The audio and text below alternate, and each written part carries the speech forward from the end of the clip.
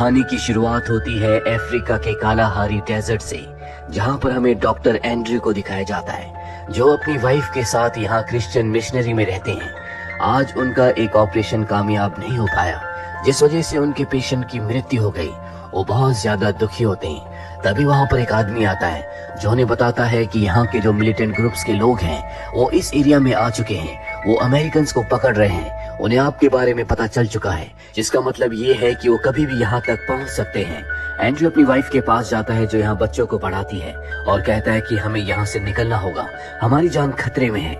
हालांकि उसकी वाइफ यहाँ से नहीं जाना चाहती, वो यहाँ लोगों को पढ़ाना चाहती है, उनके लिए कुछ करना चाहती है। पर एंड्रयू कहता है कि यहाँ पर कभी कुछ नहीं हो सकता। जिसके बाद ये यहाँ के लोगों को गुड बाय करके इस जगह से एयरपोर्ट के लिए निकल जाते हैं। जल्दी ये दोनों एयरपोर्ट पहुंच जाते हैं, जो कि बीहड़ के बीचों बीच है। वहाँ पर एक छोटा सा प्लेन है। एंड्रयू पायलट के पास जाता है और कहता है कि हमें भी तुम्हारे साथ यहाँ से निकलना है। वो कहता है कि ऐसा नहीं हो सकता, मेरे पास पहले ही ज्यादा पैसेंजर्स हैं। एंड्रयू उसे ज्यादा पैसे ऑफर करता है, जिसके बाद वो उसे और उसकी वाइफ को अपने साथ ले जाने के लिए मान जाता है। पर वो कहता है कि तुम अपना सामान अपने साथ नहीं ले जा सकते, सामान तुम्हारा बाद में आ जाएगा। एंड्रयू उसकी बात मान जाती है, लेकिन अब भी इन्हें यहाँ से टेक ऑफ करने का अप्रूवल नहीं मिला होता। जिसके बाद पायलट यहाँ के अधिकारी को कुछ पैसे देता है और अब इन्हें अप्रूवल मिल चुका है। ये टोटल 7 लोग होते हैं, जिसमें एंड्रयू का एक साथी भी है जो उसे दूसरे एयरपोर्ट तक छोड़ने के लिए आया है। दरअसल ये सब के सब यहाँ से एक दूसरे एयरपोर्ट जा रहे हैं, जहाँ से फ्लाइट पकड़कर ये अपनी कंट्री वापस जा सकते हैं। पर जब इनका प्लेन डेजर्ट के ऊपर से उड़ रहा होता है, तभी उसमें बहुत ज्यादा हलचल होना शुरू हो जाती है। सबके सब डर जाते हैं। पायलट कहता है कि किसी को डरने की जरूरत नहीं है, ये मेरा रोज का काम है। और अगले पल उसके इंजन में आग लग जाती है, जिसके बाद बड़ी तेजी से वो जमीन की तरफ जाने लगता है। कुछ ही देर में इनका प्लेन क्रैश हो जाता है, जिसमें एक लेडी की मृत्यु हो जाती है। उसका हस्बैंड उसकी मृत्यु से पूरी तरह से टूट जाता है। साथ ही एंड्रयू की वाइफ का पैर बहुत बुरी तरह से जख्मी हो जाता है। उसका पैर एक जगह फंसा हुआ है। पायलट सबको बताता है कि ये जगह बहुत खतरनाक है, दुनिया के सबसे खतरनाक जानवर इसी जगह पर रहते हैं। हमें नहीं पता, लेकिन उन जानवरों को पता है कि हम यहाँ पर हैं और जैसे ही अंधेरा होगा वो हमारे ऊपर हमला कर सकते हैं। इसीलिए हमें यहाँ से जल्द निकलना होगा। पास ही में एक गांव है, अगर हम उस गांव तक पहुँच जाएं तो हम अपनी जान बचा सकते हैं। लेकिन एंड्रयू यहाँ से नहीं जा सकता, क्योंकि उसकी वाइफ का पैर बहुत बुरी तरह से जख्मी है, वो चल नहीं सकती। लेकिन अब इनके जो साथी हैं उन्हें यहाँ से निकलना होगा, क्योंकि जैसे रात होगी मौसम थोड़ा ठंडा होगा, जानवर शिकार करने के लिए निकलेंगे। सबसे पहले ये उस लेडी की लाश को यहाँ पर दफना देते हैं ताकि जानवर उसे ना खाएं। एंड्रयू अपने साथी से कहता है कि एक बार अगर तुम गाँव तक पहुँच जाओ तो हमारे लिए मदद जरूर भेजना, हम तुम्हारा इंतजार करेंगे। इसके बाद ये चारों के चारों लोग डिस्कशन करते हैं कि इन्हें किस तरफ जाना है। दरअसल गांव यहाँ से 20 किलोमीटर की दूरी पर है। एक आदमी कहता है कि हमें साउथ ईस्ट की तरफ जाना चाहिए, गांव उसी तरफ है।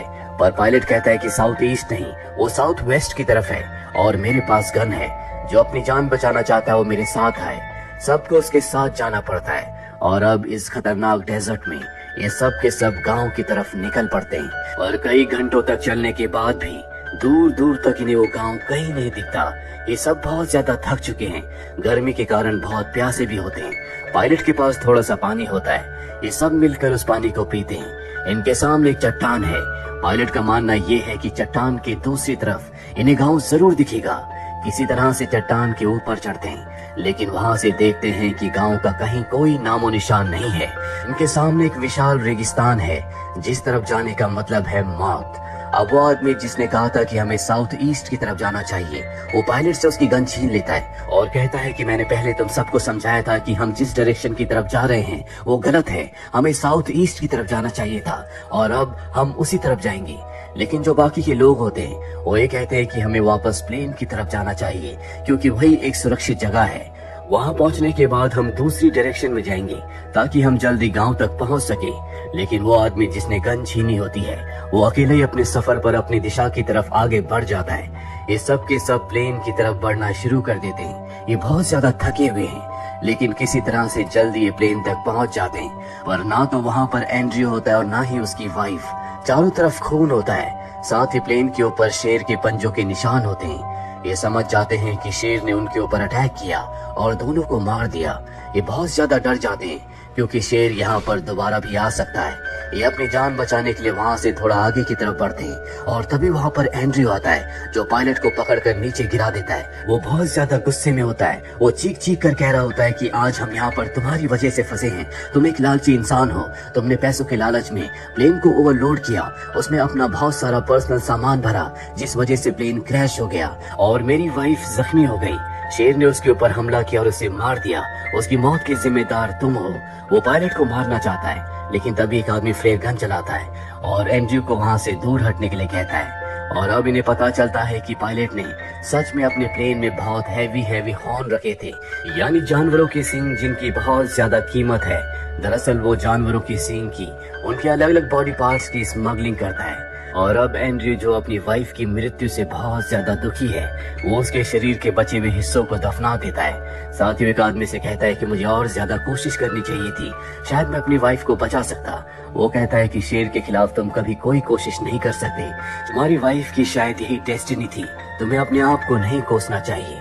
ये सब के सब यहाँ पर फंसे हुए हैं। जल्दी सूरज ढलना शुरू हो जाता है। सूरज ढलने के साथ साथ जानवर अब बाहर निकलना शुरू हो गए हैं। इन्हें शेर के गुर्राने की आवाज आ रही होती है।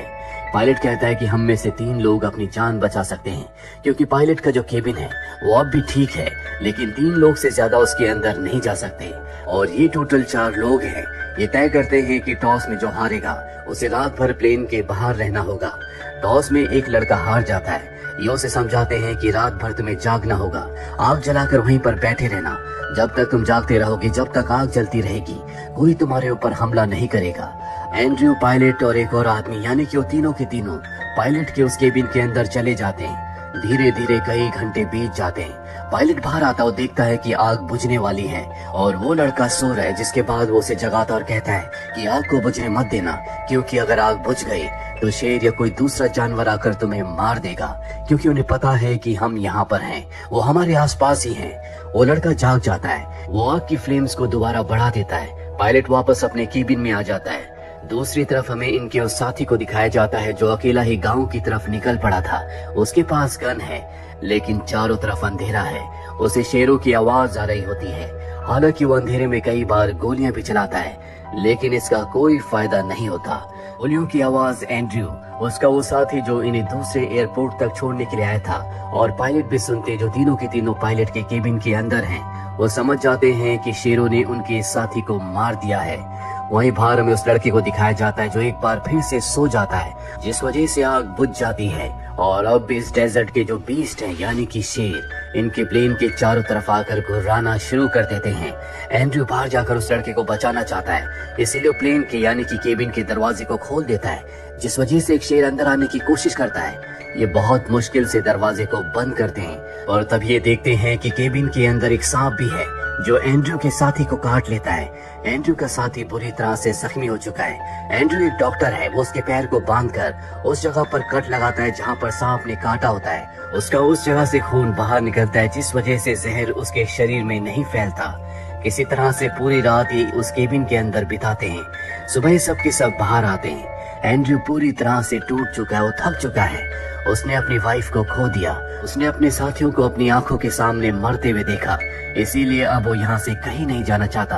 पायलट कहता है कि हमें यहाँ से गांव की तरफ जाना होगा, हमें अब सही दिशा का पता है, लेकिन वो कहता है कि मैं कहीं नहीं जाना चाहता। जो रात को बाहर इनका साथी था, शेरों ने उसे भी मार दिया है और अब ये 3 लोग बचे हुए हैं। और रात होने पर एक बार फिर से शेर इनका शिकार करने के लिए आएंगे। एंड्रयू कहता है कि तुम दोनों यहाँ से चले जाओ, अब मैं यहाँ से एक कदम भी आगे नहीं बढ़ूंगा। इसके बाद पायलट और एंड्रयू का साथी यहाँ से आगे बढ़ने लगते हैं। एंड्रयू के साथी का पैर जख्मी है, इसीलिए वो बहुत धीरे धीरे आगे बढ़ रहा होता है। पर तभी ये देखते हैं कि सामने से एक गाड़ी आ रही है, जिसे देखकर ये दोनों के दोनों बहुत खुश हो जाते हैं और जल्दी वो गाड़ी इन तक पहुंच जाती है, जिसके अंदर से कुछ लोग बाहर निकलते हैं। ये उसी मिलिटेंट ग्रुप के लोग हैं जिनसे बचकर एंड्रयू, उसकी वाइफ और बाकी जो अमेरिकन और क्रिश्चियन लोग हैं वो अफ्रीका को छोड़कर जा रहे हैं। वो एंड्रयू को पहचान लेते हैं, इसीलिए वो गन से उसे मारकर नीचे गिरा देते हैं, जिस पर एंड्रयू का साथी कहता है कि उसे मत मारो, वो एक अच्छा इंसान है। वो पूछते हैं क्या तुम इसके नौकर हो?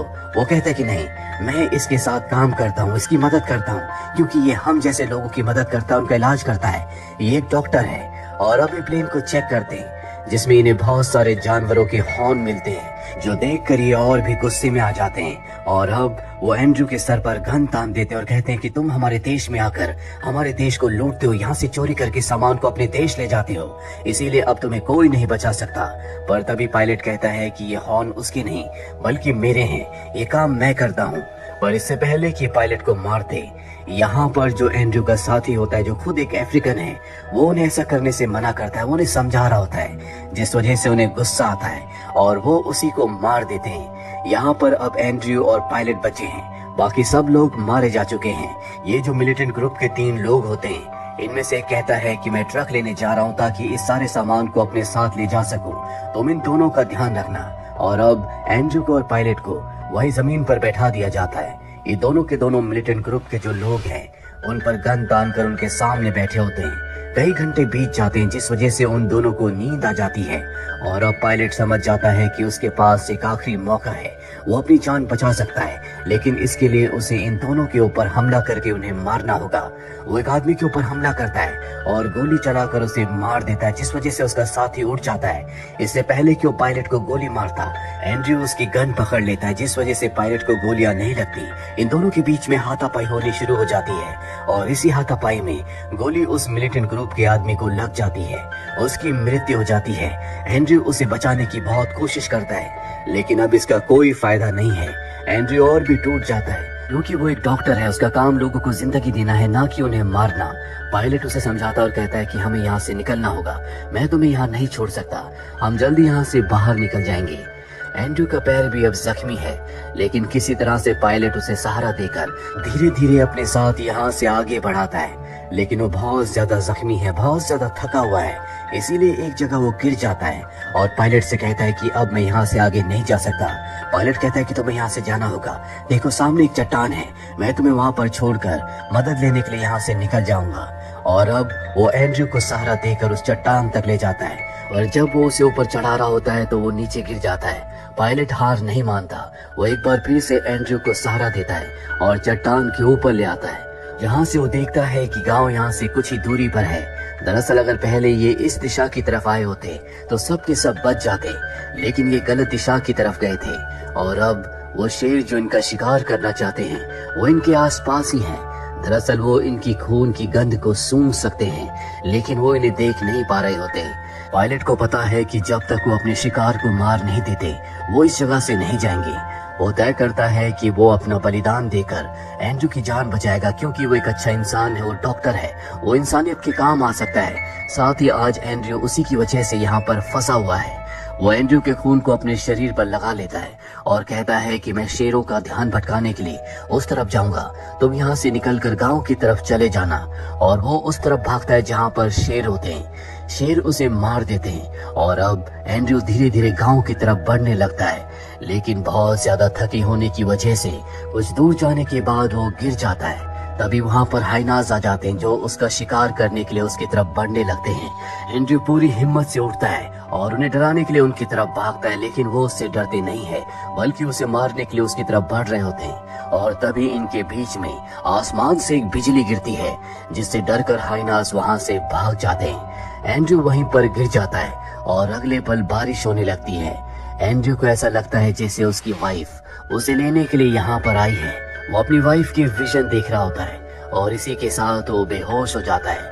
कुछ देर के बाद जब बारिश बंद हो जाती है तो यहाँ पर गांव के 2 लोग आते हैं और एंड्रयू को उठाकर अपने साथ ले जाते हैं, जिसका मतलब ये है कि एंड्रयू की जान बच गई, जबकि बाकी जितने भी लोग थे वो सब के सब मारे गए। और इसी के साथ ये फिल्म, ये कहानी यहीं पर खत्म हो जाती है। उम्मीद करते हैं कि ये कहानी आपको पसंद आई होगी।